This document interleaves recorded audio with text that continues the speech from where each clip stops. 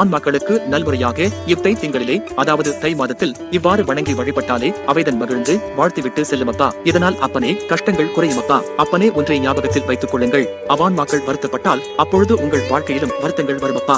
ஆன்மாக்களை சமநிலைப்படுத்த வேண்டும் என்பேனப்பனே. ஆன்மாக்கள் எல்லாம் மீண்டும் இறைவனிடத்தில் கொண்டு சேர்க்க வேண்டும் என்பேனப்பனே. இல்லை என்றால் அப்பனே பெருமளவு கஷ்டங்கள் வருமப்பனே.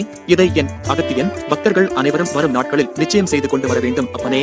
யாங்கள் கூறியதை நீங்கள் கேட்டு உணர்ந்து அப்பனே செய்து கொண்டு வந்தால்தான் அப்பனே யாங்களும் உங்களுக்கு வாக்குகள் தர முடியும் என்பேனப்பனே. உங்களை கஷ்டங்களிலிருந்து மீட்டெடுக்கவும் முடியும் என்பேனப்பனே. ஆனாலும் அப்பனே மீண்டும் கூறுகின்றேன், இதை அனைவரும் கடைபிடிக்க வேண்டும் என்பேனப்பனே. அப்படி செய்தால்தான் என்னுடைய வாக்குகளும் கிட்டுமப்பனே. அகத்தியனால் மாற்றத்தையும் தர முடியும் என்பேனப்பனே. அறிந்தும் கூட அமாவாசை வரை, அதாவது தை அமாவாசை வரை நிச்சயம் இதை அனைவரும் செய்திட வேண்டும் அப்பனே. சித்தர்கள் யாங்கள் மனிதர்களை திருத்தி நல்வழிப்படுத்தி இக்கலியுகத்தில் கஷ்டங்களில் இருந்து மீண்டு வருவதற்கு அப்பனே பல வழிகளிலும் போராடிக் கொண்டிருக்கின்றோம் அப்பனே.